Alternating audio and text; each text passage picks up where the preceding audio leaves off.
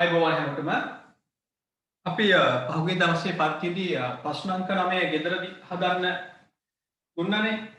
නමුත් ගැටලු කීපයක් ආව නිසා අද මම තීරණය කළා ප්‍රශ්න අංක 9 වාත් එක්ක මුලින්ම හදන්න. මේක මුලින්ම අපි පද පහේ සමීකරණය වාර්තා කරන්න ඕන. අනුර ආරම්භ කළ අලුත් ව්‍යාපාරයක පළමු මාසෙ සිදු වූ ගණන් විස්තරයක් දෙනවා. අපි ඊළඟ සමීකරණය පද පහේ සමීකරණය දැක්වීම. මුලින්ම සමීකරණය ලියා ගන්න. වත්කම් එකතු කිරීම වියදම් සමානයි ප්‍රාර්ථනය වගකීම් ආදායම් කුටින් රුපියල් දහස් වලින් කියලා දක්වන්න. පළවෙනි ගණන්දරුවක් තිබෙනවා මුදලින් රුපියල් ලක්ෂ 9ක් යොදා ව්‍යාපාරය ආරම්භ කිරීම. අපි මේක හොඳ ආකාරව දන්න දෙයක්. අයිතිකරු ව්‍යාපාරයට මුදල් ලැබෙවම එක පැත්තකින් ව්‍යාපාරයේ මුදල් වත්කම වැඩි වෙනවා. අනිත් පැත්තෙන් ඒක ව්‍යාපාරයේ එක සංකල්පයට අනුව ව්‍යාපාරය විසින් අයිතිකරුවට ගෙවන්න තියෙන ණයක් ලෙස, ඒ කියන්නේ ප්‍රාර්ථනීය ලෙස වාර්තා කර ගන්න ඕන. දැන් මම ඒක වාර්තා කරනවා අපේ සමීකරණේ. වත්කම් වලට එකතු කරනවා 900ක්. ඒ වගේමයි ප්‍රාර්ථනීය වශයෙන් එක හඳුනා ගන්නවා 900ක්. දහස් වලින් කරද්දී හැම ඉලක්කමක්ම 1000න් බෙදලා එන වටිනාකම තමයි දහස් සංඛ්‍යා ලෙස අපි දක්වන්නේ. 1.3 සිදු වෙනවා හිමිකරුගේ පෞද්ගලික පාවිච්චියට ලබාගෙන තිබූ රුපියල් ලක්ෂ 4ක් වටිනා ලීබඩු ව්‍යාපාරයට දැමීම. හිමිකරු එයාගේ පෞද්ගලික පාවිච්චියට ලීබඩු ගත්තා. ඒක ව්‍යාපාරයට ගෙනල්ලා දෙනවා. දැන් ව්‍යාපාරයට ඒ ලීබඩු පාවිච්චි කරන්න පුළුවන් වත්කමක් බාටපත් වෙනවා. ඒ අනුව ලක්ෂ 4කින් ලීබඩු වත්කම වැඩි වෙනවා. මේ ලීබඩු ගන්නේ අයිතිකරුගෙන්. එහෙනම් ලීබඩු වටිනාකමත් අයිතිකරුට අනාගතයේ ගෙවන්න තියෙන ශේෂය, ඒ කියන්නේ ප්‍රාර්ථනීය ලෙස වැඩිවීමක් ලෙස ලියා ගන්නවා. 1.5 ණයට සිදු කළ සේවා ආදායම 50000ක්. ඒ කියන්නේ පුද්ගලයෙක්ට ගනුදෙනුකරුවෙක්ට සේවයක් සපයනවා. ඒ සේවය සපයලා තාම මුදල් අය කරගත්තේ නැහැ. ඔයාලට මතක් වෙන්න ඕන උපලබ්ධි සංකල්පය. උපලබ්ධි සංකල්පය අනුව අපි සේවය සපයලා අවසానයි නම් අපි ආදායම හඳුනා ගන්න පුළුවන්. දැන් ආයතනයේ පැත්තෙන් වෙන්න ඕන සේවය සපීමනේ ආදායම උපයන්න නම්. එහෙනම් මුදල් ලැබුණේ නැතත් උපලබ්ධ සංකල්පය අනුව ආදායම හඳුනා ගන්නවා. දෙවනි බලපෑම තමයි ණයගති වත්කම වැඩි වෙනවා. මෙන්න මම වත්කම් වලට එකතු කරනවා ණයගතියගේ වැඩිවීම. අපි මේක තමයි කියන්නේ වෙළඳ ලැබිය යුතු දෑ වශයෙන් සලකනවා කියලා. ඊළඟට දෙවනි බලපෑම ආදායම වැඩි වෙනවා. අපි මූලික සමීකරණයේදී ඒ කියන්නේ වියදම් හා ආදායම් තීරු දුන්නේ නැත්නම් ආදායම ප්‍රාර්ථනයට එකතු කළා. මෙතෙන්දි එහෙම බෑ. මෙතන අපට වියදම් කියන්නේ එක තනකුත් ආදායම් කියන්නේ තවත් තනකුත් තියෙනවා. එහෙනම් ආදායමේ වැඩිවීම ආදායම් තීරු වලට පෙන්වනවා. මේ සේවා ආදායමේ වැඩිවීම, මේ ණයගති ශේෂයේ වැඩිවීම. 8 ණයගතියන්ගෙන් එකතු කරගත් මුදල රුපියල් 30000. අන්න මේ 50000ක වත්කමක් වැඩි කරගත්තේ ණයගති වත්කම අපි කියනවා වෙළඳ ලැබිය යුතු දෙයක් කියලා. ඒ ලැබෙන තියෙන ශේෂය. දැන් එයා මට මුදල් ගෙවනවා. ව්‍යාපාරට මුදල් ලැබුණා, මුදල් වත්කම වැඩි වෙනවා කියලා ලියා ගන්නවා. මුදල් කියන්නේ වත්කම ඒක වැඩි වෙනවා 30000. මුදල් දුන්නම ලැබෙන තියෙන ශේෂය අඩු වෙනවා. ඒ කියන්නේ ණයගති ශේෂය අඩු වෙනවා. ඔන්න බලපෑම් දෙක. එක පැත්තකින් මුදල් වත්කම වැඩි වෙනවා, අනිත් පැත්තෙන් ලැබෙන තියෙන ශේෂය ණයගති වත්කම අඩු වෙනවා. 1.9 රුපියල් 5000ක ණයගතියපු පොත් වලින් කපා හරිනවා. 5000ක ණයගතියපු පොත් වලින් කපා හරිනවා කියන්නේ කෙටියෙන් කිව්වා බෝල් ණය තියෙන්නේ. බලපෑම් දෙකයි. බෝල් ණය වියදම වැඩි වෙනවා. මෙන්න වියදම් තීරුව. වියදම් වල එකතු කරගන්න 5000. දෙක ඒ හරහා ණයගති ශේෂය අඩු වෙනවා. බෝල් ණය වශයෙන් කපා හරින ණයගති අගය. ලැබෙන තියෙන අගය කපා හරිනවා. එතෙන්දි වෙන්නේ පැත්තකින් බෝල් ණය වියදම ඉහළ යනවා. දෙක මොකද්ද? ණයගති වත්කම ලැබෙන යුතු ශේෂය අඩු වෙනවා. දැන් කලින් ගණන නම් ප්‍රශ්න කටේදී නම් අපි වියදම් ප්‍රාර්ථනයෙන් අඩු කළා. ආදායම් ප්‍රාර්ථන එකතු කළා වගේ ඒක ආදායම් පැත්තකින් ලිව්වා වගේම වේදන් මේ වතාවේ ප්‍රාර්ථනයෙන් අඩු කරන්නේ නැහැ. ඒක වේදන් වල වැඩිවීමක් ලෙස ලියා ගන්නවා පද පහේ සමීකරණය ලබා දුන්න නිසා. 1.15 ගොඩනැගිලි කුලිය රුපියල් 50000ක්.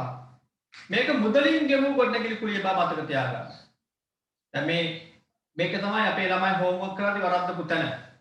රුපියල් 50000ක ගොඩනැගිලි කුලිය විදම කියලා අදහස් කරන්නේ මුදලින් ගෙවූ ගොඩනැගිලි කුලිය. ඒකත් එක්ක ජනවාරි 30ක ගොඩනැගිලි කුලිය අර ගෙවන්න තියෙන 20000 පටලවා ගන්න එපා. 15 වෙනිදා 50000ක් ගොඩනැගිලි කුලිය වෙනුවෙන් ගෙවුවා. එහෙනම් අපි මුදල් වත්කමේ අඩුවීමක් සහ ගොඩනැගිලි කුලිය වියදමේ වැඩිවීමක් සලකන්න ඕනේ. දැන් කෙනෙක්ට අහන්න පුළුවන් මුදල් ගෙවුවම වියදම් අඩු වෙනවද කියලා. නෑ. මගෙන් එහෙම ප්‍රශ්න අහලා තිබුණා. මුදල් ගෙවු අපි ගොඩනැගිල්ලක පාවිච්චි කරනවා. අපි තවත් කෙනෙක්ට අයිති ගොඩනැගිල්ලක අපි පාවිච්චි කරනවා කියන්නේ අපි වියදමක් දරනවා. තවත් කෙනෙකුට 50000ක් හෝ ඊට වඩා වෙනස් ගාණක් හෝ ගෙවමි ගොඩනැගිල්ලක පදිංචිලා ඉන්නවා කියන්නේ පදිංචිලා ඉන්නවා කියන්නේ වියදම දරනවා. ඒ කියන්නේ වියදම වැඩි වෙනවා. ඒක මුදලින් ගෙවුවම මොකද්ද? දෙවනි බලපෑම මුදල් වත්කම අඩු වෙනවා. ඒ අනුව මුදල් ගෙවුව නිසා මුදල් වත්කම අඩු වුණා. මේ පැත්තෙන් වේදන් ශේෂය වැඩිවීමක් ලෙස ලියාගත්තා. ඊළඟ එක 1.22 60000ක ලීබඩු දඹුලු ලීබඩු සමාගමින් ලබා ගන්නවා. ආයතනයක නමක් කියලා ලබා ගැනීමක් කියනවා. ඒ ආයතනය නම කිව්වේ ණයට ගත්ත බව දැනගන්න. මේකේ තේරුම 60000ක් වටිනා ලීබඩු ගන්නවා. ලීබඩු ගන්නවා කියලා කිව්වේ එතන වත්කමක නමින් සඳහන් කරනවානේ. ජංග මොන වත්කමක නමින් සඳහන් කරන්නේ ඒ වත්කම අපේ ව්‍යාපාරේ පාවිච්චිට ගන්න. ඒක කොහෙද තියෙන්නේ? අපේ හිතේ තියා ගන්නවා දෙයක්. මේ හැම දෙයක්ම අපි මේ ප්‍රායෝගිකව ගන්න හදද්දී ඉගෙන ගන්න දේවල්. ලීබඩු ගැනුම්. ලීබඩු ගැනුම් කිව්වම විකිණීමේ අරමුණේ නෙවෙයි. ස්ථාවර වත්කමක නමක් කියලා තියෙන්නේ. එතකොට ඒක ව්‍යාපාරේ පාවිච්චිට ගත්ත බව මතක තියාගන්න. ලීබඩු ගන්නවා 60000ක ආයතනයේ පාවිච්චිට දඹුලු ලීබඩු සමාගමේ. මෙතන දඹුලු ලීබඩු සමාගමෙන් කියලා හයියක් කරන්නේ එක ණයටගත් බව අඟවන්න. එහෙනම් ණයට ගන්නවා ලීබඩු. ඒක බලපෑමක් තමයි ජනවාරි 22 වෙන ලීබඩු වත්කම වැඩි වෙනවා. එතකොට ලීබඩු වත්කමට මම එකතු කර ගන්නවා 60ක්. මුලින්ම වත්කම ඒක ගත්තේ ණයට. එහෙනම් මේ 60000 අනාගතයේ දඹුලු සමාගමට අපි මුදලින් ගෙවන්න ඕන. ගෙවන්න තියෙන ශේෂය අපි කියනවා වගකීමක් කියලා. එහෙනම් වගකීම වැඩි වෙනවා 60ක්. ඔන්න බලපෑම දෙක. 28 දඹුලු ලීබඩු සමාගමට ගෙවනවා 10000ක්. ලීබඩු ණයට ගත්තම වගකීම් ඉහළ ගියා. එයාට මුදල් ගෙවනවා. මොකද දැන් වගකීමෙන් නිදහස් වෙන්න. එහෙනම් මුදල් ගෙවුවම 28 වෙනිදා වගකීම අඩු වෙනවා. ඒ වගේමයි අපේ ව්‍යාපාරයේ මුදල් වත්කම අඩු වෙනවා. 29 පෙරේරා මහතාගෙන් ගැනුම් 40000ක්. මේකත් ළමෙක් මගෙන් අහලා තිබුණා මේ ණයට ගැනුම්ද කියලා නෑ. පෙරේරාගෙන් කියන්නේ මෙතන ණයට ගත් බව අගවන්න. ගැනුම් කිව්වේ තොගයක් ලබා ගැනීම, මුදලක් ලබා ගැනීමයි.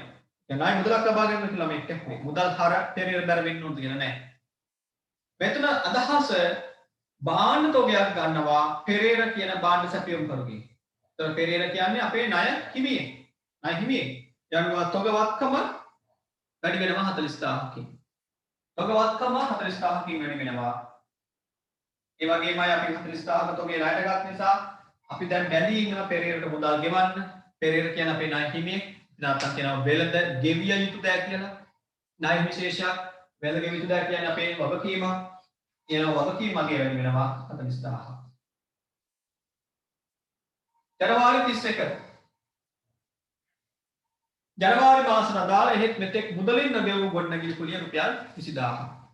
ඒ කියන්නේ දැන් මේ ආයතනය මෙතනදී 5000ක් කුලිය ගෙවුවනේ. ඒ මෙතන 5000 කියන්නේ මාසකට අදාළ මුළු වියදම නෙවෙයි. ජනවාරි 15 කියන්නේ මුදලින් ගෙවුව 50000. 30ක කියනවා තව 20ක් ගෙවන්න තියෙනවා. ඒ කියන්නේ රෙන්ට් එක 70000. රෙන්ට් එක 70000න් 50000ක් දැන්ට මැද ගෙවලා තව 20ක් ගෙවන්න තියෙනවා.